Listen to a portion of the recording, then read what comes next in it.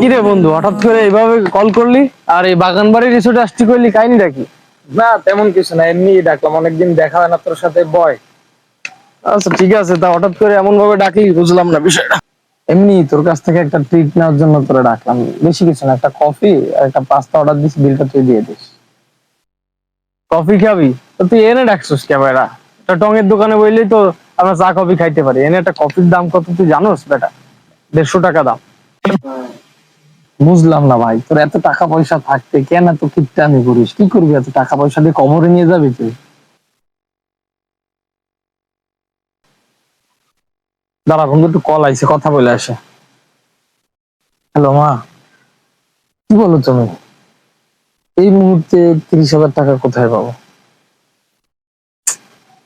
ঠিক আছে, দেখি ম্যানেজ করতে পারি কিনা।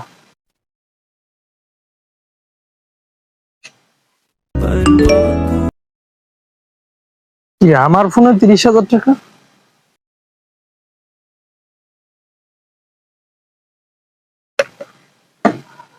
কি রে বন্ধু, তুই যে মানুষ একটা চা কফির বিল দিতে তাই কিপটামি করিস, তুই সেই মানুষ আমার বিকাশে 30,000 টাকা দিলি?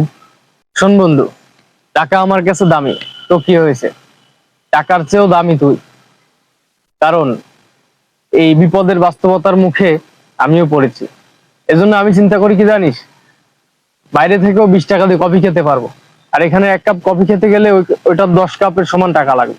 এখানে মাঝে মধ্যে খাই, কিন্তু সবসময় সেভিং করার চেষ্টা করি, কারণ এগুলোই বিপদের বন্ধু হয়। বন্ধু